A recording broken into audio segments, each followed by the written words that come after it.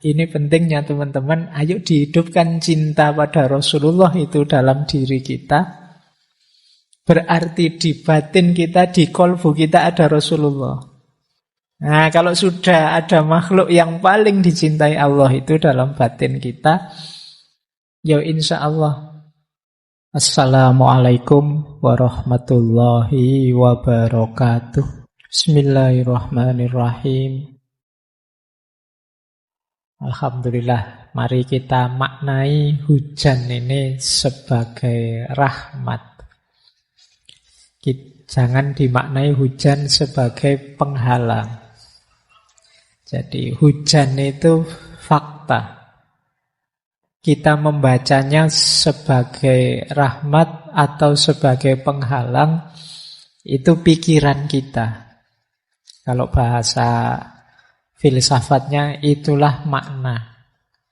Maka mari kita maknai hidup kita. Apa saja fakta yang terjadi yang kita temui secara positif. Biar kita bahagia. Kita diberi apa saja oleh Allah, ayo dibaca secara positif. Biar apapun yang diberikan oleh Allah itu melahirkan syukur. Misalnya, wah waktunya ngaji kayak gini, hujan kok yo ngantuk ya. Tidak apa-apa, fakta ngantuk itu bacalah sebagai rahmatnya Allah. Alhamdulillah aku masih dikaruniai ngantuk. Bayangkan kalau makhluk Allah yang namanya ngantuk itu tidak ada. Begitu kalian pingin tidur langsung tiba-tiba pules, itu kan lebih merepotkan lagi. Karena ada ngantuk, kalian nyari-nyari posisi untuk bisa dapat tempat tidur yang enak. Apapun itu, ayo dibaca. Tidak ada makhluknya Allah, ciptaannya Allah itu yang tidak bisa jadi jalan untuk kita bersyukur dan tambah dekat sama Allah. Bahkan yang mungkin menurut kita negatif. Wah, saya sakit Pak, tidak bisa hadir ngaji. Sakit itu bisa kalian baca sebagai musibah. Meskipun bisa juga kalian membacanya, alhamdulillah saya sakit Pak, dosane berkurang. Alhamdulillah saya sakit Pak, sekarang saya ngerti betapa manfaatnya kesehatan. Nah itu caranya ya, biar hidupnya tidak gampang sumpek, tidak gampang galau, gelisah. Mari kita baca. Wong yo label itu kan dari kita. Makna itu kan dari kita. Bahkan fakta-fakta yang paling pahit sekalipun bisa kita bunyikan dengan makna yang positif. Tentu saja mungkin kalau yang jelek, yang pahit, memaknainya ini adalah pelajaran biar besok tidak begitu lagi. Oke, baik. Ini kalau Syekh Abdul Qadir Jailani lagi pengajian kok hujan, hujannya disuruh berhenti. Ya kan ada ceritanya begitu, beliau langsung teriak, wahai hujan berhenti, ini orang-orang mau belajar. Nah, itu Syekh Abdul Qadir Jailani. Baik, kalau kita ya kita nikmatilah. Kalau doanya Rasulullah, soyiban nafi'an, semoga yang hadir, yang tercurah dari langit malam hari ini itu adalah curahan yang bermanfaat, curahan anugerahnya. Oke, bismillah, kita mulai ya. Malam hari ini sebenarnya tidak harus berpikir panjang-panjang, wong temanya tema cinta pada Rasulullah. Harusnya saya tidak ngomong banyak, mungkin di depan sini kita sholawatan bareng-bareng atau apa. Harusnya ngono. Neng yo susah nanti rekamannya ya. Kalian sudah siap-siap mendengarkan untuk dapat sesuatu, malah diajak sholawatan saja. Nanti sholawatan sendiri-sendiri ya. Saya mengantarkan saja dengan beberapa perspektif tentang mencintai Rasulullah. Ini cinta Rasul ini diksi yang mungkin akrab sekali dengan keseharian kita. Malam hari ini kita belajar, ayo kita gali. Kalau bahasa filsafat, ontologi dan epistemologinya. Apa dan mengapanya kok kita itu harus mencintai Rasulullah Shallallahu Alaihi Wasallam. Dari betapa mulianya Rasulullah, betapa filosofisnya hadirnya Nabi, betapa dalamnya Nur Muhammad minggu lalu. Malam hari ini kita wujudkan itu semua secara konkret dalam diri kita dengan cara mencintai Rasulullah. Bismillah ya, kita mulai. Yang pertama, kita lacak dasar-dasarnya dulu. Ini mirip di pertemuan pertama kita ya. Kemarin kita sebut bahwa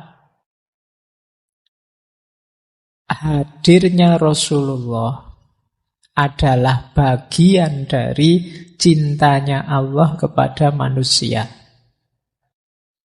Jadi ini dasar yang pertama. Jadi hadirnya Rasul, hadirnya Nabi itu bagian dari cintanya Allah kepada kita. Ini saya ambil dari salah satu sumber.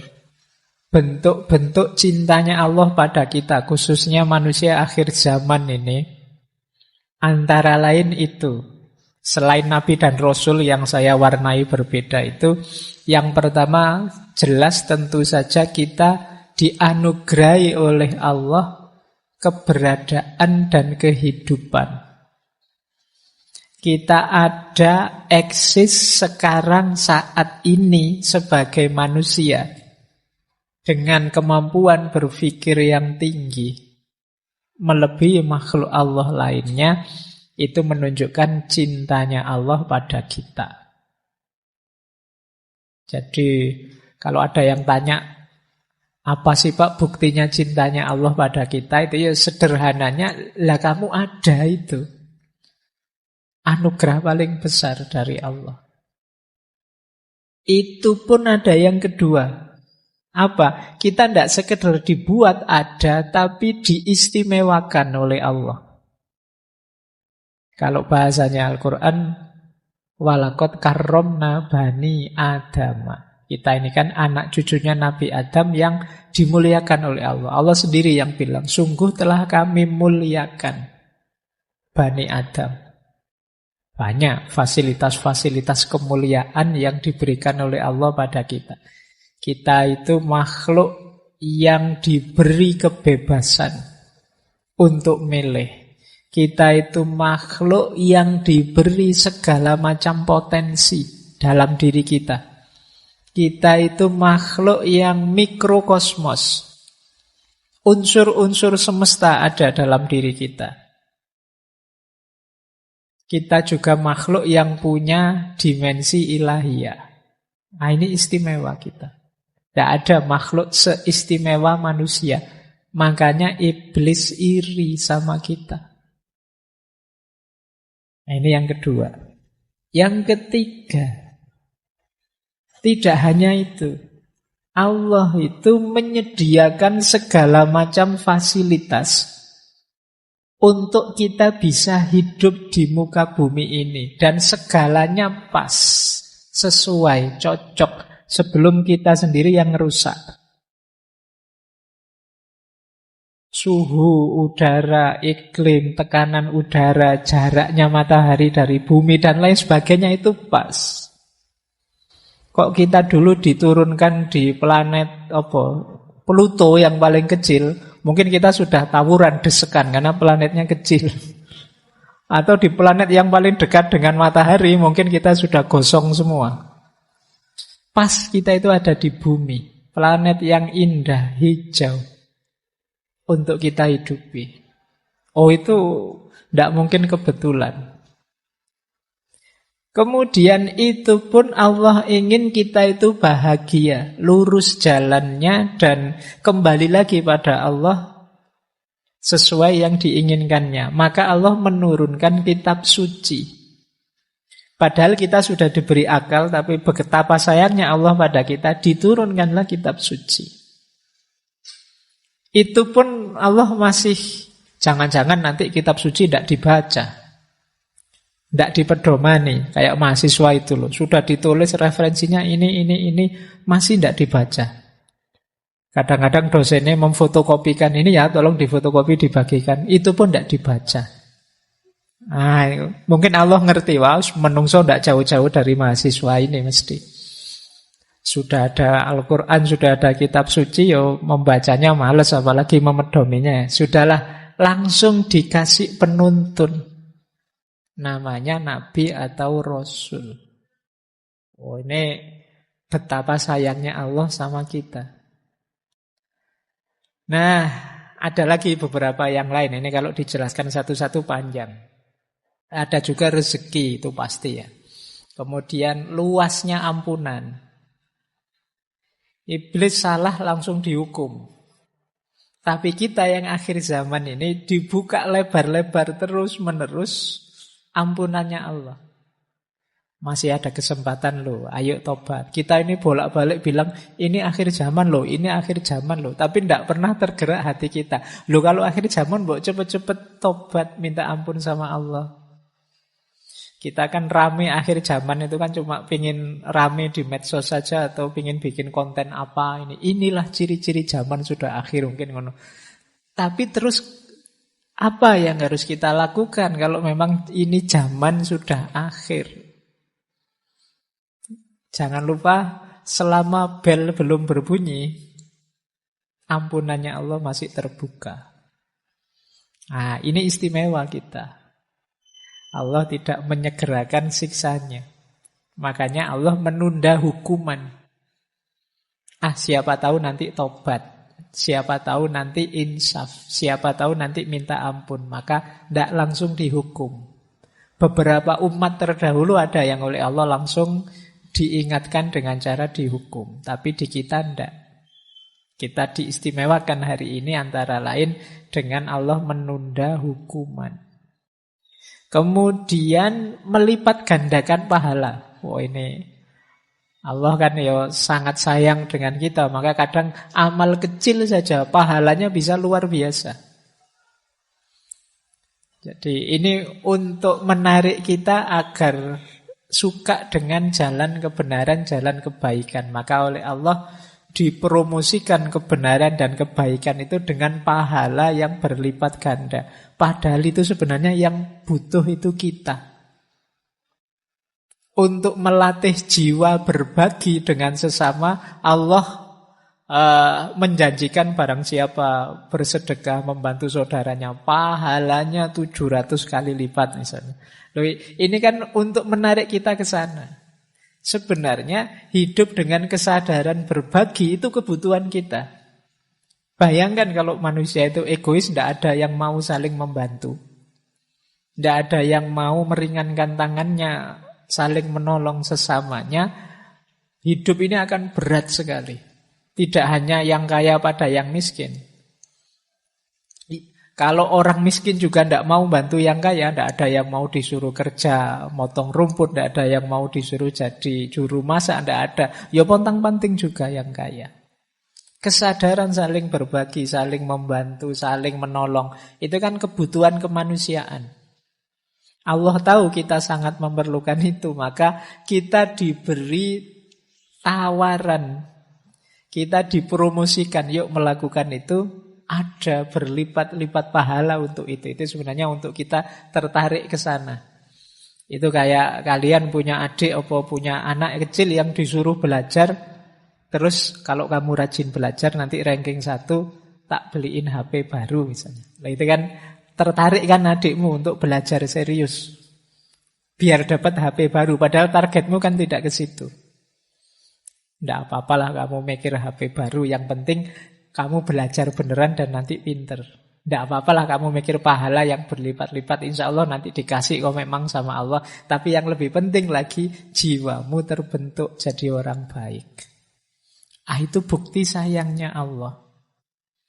Kemudian mengabulkan permohonan.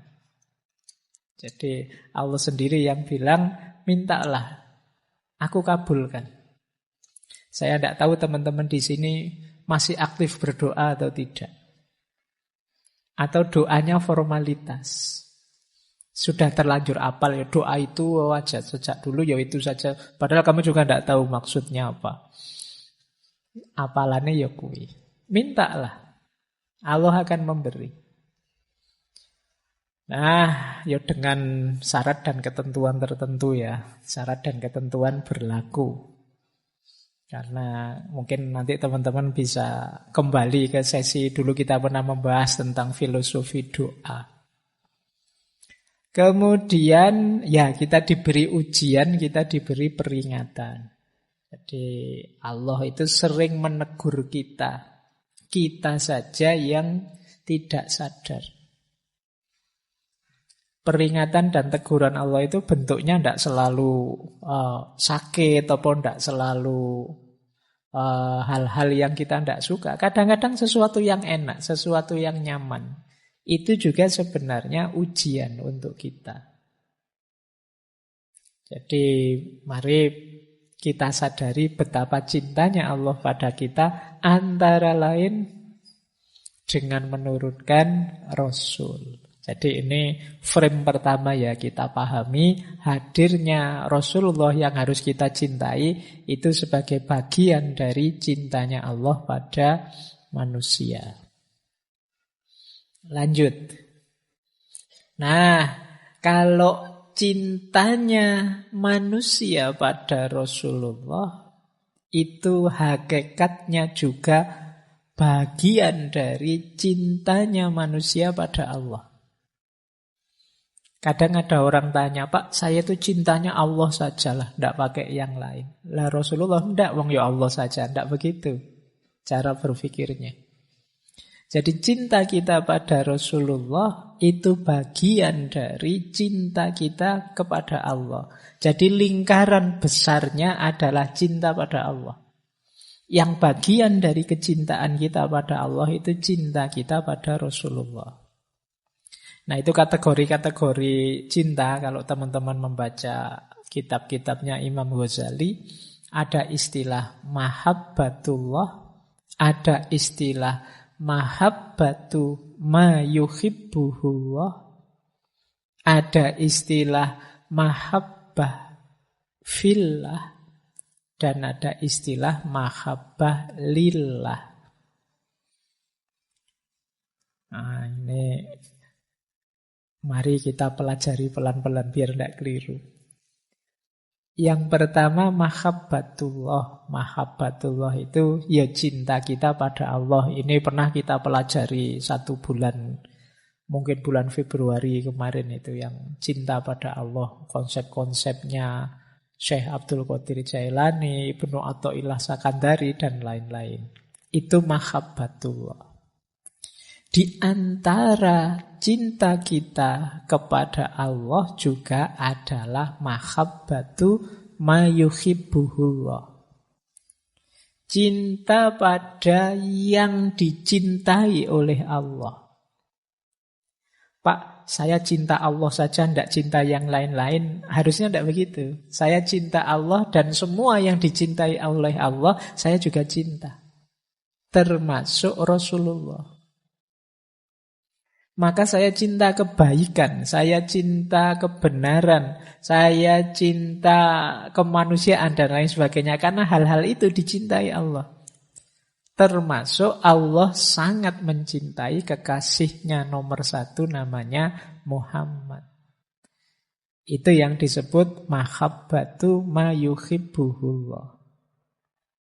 Ya kalau kayak kalian kalau punya pasangan, punya pacar misalnya, itu kan biasanya kalian tidak hanya seneng pasanganmu saja, tapi hal-hal yang berhubungan dengan pasanganmu kan kamu juga ikut seneng. Kadang-kadang awalnya kamu tidak seneng, tapi lama-lama ikut seneng juga. Pacarmu suka drama Korea, awalnya kamu tidak suka, opo drama Korea itu. Aktor dan aktrisnya kok sama-sama cantik, misalnya. Nah, tapi karena harus menemani, lama-lama ya ikut seneng. Jadi biasanya hal-hal yang dicintai oleh yang kamu cintai, kamu juga akhirnya menyukai juga. Nah, mahabbatu ma yuhibbuhullah itu gambarannya semacam itu. Saya mencintai Rasulullah. Karena apa? Rasulullah itu sangat dicintai oleh Allah. Nanti ada orang yang pakai logika, opo pantes ya saya itu mencintai Allah, wong kelakuanku kayak gini. Sudahlah saya minta diantarkan saja oleh Rasulullah yang sangat dicintai oleh Allah. Nah ini namanya mahabbatu ma yuhibbuhullah. Cinta pada apa yang dicintai oleh Allah. Ini nanti sebenarnya luas. Termasuk mungkin kita menyayangi sesama, menyayangi alam semesta, semua makhluknya Allah. Itu kan termasuk ma yuhibbuhullah. Apa yang dicintai oleh Allah. Oke, berarti memang perilaku-perilaku, sikap, pikiran yang isinya kebencian-kebencian terhadap makhluk Allah apapun dan manapun kita harus hati-hati. Karena tentunya Allah sebagai pencipta mencintai ciptaannya yang mana saja. Jangan sampai kebencian kita pada makhluknya Allah yang mana saja membuat Allah murka. Karena betapapun semua makhluk ya ciptaannya Allah. Oke, baik. Itu yang kedua ya. Kalau mahabbah fillah itu mencintai Allah ya di jalan Allah. Itu mahabbah fillah. Itu kan kadang-kadang teman-teman kan sekarang banyak yang pakai kalimat ikhwani fillah. Wah. Fillah itu berarti memang di jalannya Allah. Kalau mahabbah lillah itu mencintai Allah dalam hal-hal yang mungkin ini sebenarnya tidak letterlek jalannya Allah, tapi bisa mengantarkan kita pada Allah. Misalnya, saya suka baca buku malam-malam karena Allah suka dengan belajar. Dan saya membacanya ini karena Allah. Lillah itu kan artinya karena Allah. Jadi melakukan sesuatu atau menyukai sesuatu karena Allah. Itu juga bagian dari cinta kepada Allah. Aku menyukaimu karena Allah. Makanya gaya kita pacaran yang syar'i ya. Kita misalnya itu kamu kan harus ngatur kan, tidak boleh macam-macam kalau syar'i itu. Tidak boleh pegang tangan, tidak boleh lihat aurat, tidak boleh deket-deketan. Nah, kan. Nah, kenapa begitu? Karena lillah. Aku melakukan ini karena Allah. Nah, nanti kamu atur sendirilah. Mungkin lewat WA saja, tidak usah pakai selfie-selfie, tidak usah pakai. Atau yang syar'i itu kalau pas mau memulai apel pacaran, kita mulai dengan berdoa, baca Fatihah dulu. Kayak ngaji filsafat itu. Oke, itu lillah namanya, karena Allah. Baik. Ini sudah dijelaskan dulu waktu kita membahas tema mahabbatullah. Jadi cinta Rasul itu mahabbatu ma yuhibbuhullah dan juga bagian dari hubbullah, cintanya Allah pada manusia. Nah, ini teori yang awal. Kita lanjut. Nah, ini saya senang kalimat ini. Ini kalimatnya Syekh Jami' yang dulu pernah kita ngaji. Yusuf Zulaikha. Ini kalimat menarik. Jadi, waktu Nabi Yusuf sudah sukses, itu beliau bertemu lagi dengan Zulaikha yang sudah tidak lagi jadi putri, sudah jadi orang biasa yang mengenaskan nasibnya, sudah tidak secantik dulu lagi, bahkan sudah tua. Nah ini terus ada pernyataan semacam ini dari Allah. Ceritanya Nabi Yusuf itu, oh ini Zulaikha yang dulu ya, kok masih hidup ya? Mungkin begitu bahasanya. Mungkin kalau kamu ketemu mantanmu, ketemu lagi, kamu kok tambah mengenaskan sekarang. Nah, ini kalau di Syekh Jami' wong itu novel ya. Jadi, tapi kalimat ini dalam maknanya. Jadi kata Allah begini, kenapa kok belum meninggal si Zulaikha ini? Kan dia sempat memfitnah Nabi Yusuf. Kata Allah, aku belum mengambilnya. Sebab dalam dirinya terkandung cinta kepada orang yang juga aku cintai. Karena ia sangat sayang padamu, Bagaimana engkau mengira bahwa aku akan mengambil hidupnya? Matanya yang menangis memberikan kesaksian akan cintanya. Meski sepanjang hidupnya kubuat dia putus asa. Nah, kini aku akan membuatnya kembali muda. Ia telah memberikan kepadamu jiwanya yang sangat berharga. Jika aku sekarang memberkainya, jadikan ia sebagai bagian jiwamu. Nah, kalau di novelnya Jamik kan kemudian menikah Yusuf Zulaikha ini. Jadi kenapa sih kok Allah tidak mengambil tindakan pada Zulaikha ini? Karena Allah sayang, cinta sama Nabi Yusuf, sementara dalam hatinya Zulaikha ada Nabi Yusuf. Tidak mungkin aku menghancurkan dia. Karena dalam hatinya ada dirimu, sementara aku sangat mencintainya. Ini pentingnya teman-teman. Ayo dihidupkan cinta pada Rasulullah itu dalam diri kita. Berarti di batin kita, di kolbu kita ada Rasulullah. Nah, kalau sudah ada makhluk yang paling dicintai Allah itu dalam batin kita, ya insya Allah seperti firman-Nya Allah pada Nabi Yusuf ini. Apa ya tego aku melakukan yang menyakitkan pada dirinya, wong dalam hatinya ada dirimu yang aku cintai. Nah, ini silahkan teman-teman pakai logika ini kalau ada yang tanya, kenapa sih kita harus mencintai Rasulullah, kenapa kita memperbanyak sholawat dan lain sebagainya. Dalam rangka apa? Menghidupkan Rasulullah dalam diri kita. Menghidupkan kemuhammadan kalau pakai diksi minggu lalu. Berarti apa? Ada yang paling disayangi Allah dalam diri kita. Kalau yang paling disayangi Allah dalam diri kita hadir, tentu saja Allah akan sayang pada kita. Nah, meskipun mungkin yang datang ke kamarmu itu tidak suka sama kamu, tapi kan akhirnya datang sama kamu juga. Nah, itu cara berpikirnya begitu. Nah, ini saya ambil dari kisahnya Yusuf dan Zulaikha dari Syekh Abdurrahman Jami. Tapi memang ada juga kisah nyata. Kalau tadi kan karangannya Syekh Jami. Kisah nyata tentang Rasulullah. Ini saya baru saja dapat tadi sore. Jadi ada seorang ulama bernama Syekh Isa Bayanuni. Beliau ini dari desa Bayanun di kota Aleppo, Suriah. Syekh Isa ini sangat mencintai Rasulullah. Sampai satu ketika beliau bermimpi bertemu Rasulullah. Rasulullah terus bilang padanya, wahai Bayanuni, kami sudah menyiapkan tempat untukmu di dekat kami. Nah, setelah itu Syekh Isa ini berangkat haji ke Mekah. Ziarah di makamnya Rasulullah. 3 hari setelah ziarah beliau sakit terus wafat. Dimakamkan di pemakaman Baqi Madinah tahun 43. Tidak lama, beberapa tahun setelah wafat, makam beliau dibongkar. Karena biasa kalau di sana kan makam itu ditumpuk-tumpuk.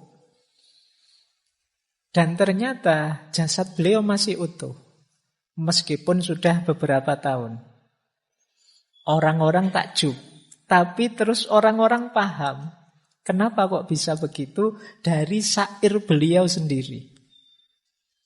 Jadi beliau menulis syair yang sangat indah, yang maknanya ternyata persis sama dengan yang dialami. Jadi beliau nulis syair seperti ini. Jasadun tamakkana hubbu Ahmadin fihi tawahi innal ardo la tablihi. Jasad yang menyimpan cinta pada Ahmad atau Nabi Muhammad, demi Allah tak akan pernah dimakan bumi. Au kaifa yablihi turab wa hubbuhu fi qalbihi wa madhuhu fi fihi. Bagaimana tanah akan menghancurkannya sedangkan cinta pada Nabi ada di hatinya dan pujian pada Nabi ada pada lisannya. Akfir alaihi minas sholah. Perbanyaklah sholawat pada Nabi. Fa innaha nurun liqobrika indama ta'wihi. Karena itu akan jadi cahaya di kuburmu saat engkau memasukinya. Nah, ternyata beliau sendiri yang nulis syair seperti ini dalam rangka cintanya pada Rasulullah, dan oleh Allah bunyi syair ini dibuat persis sama dengan kondisi beliau sendiri. Kalau ini kisah nyata. Nah, baik. Ini logikanya sama. Jadi kalau dalam diri kita ada cinta pada Rasulullah, kalau Rasulullah hidup di hati kita, bahkan tanah pun tidak akan berani menghancurkan kita. Kalau mulut kita terbiasa memuji kekasihnya Allah, ya tanah juga tidak akan berani menghancurkan jasad mulut kita. Nah, ini cara berpikirnya saat itu.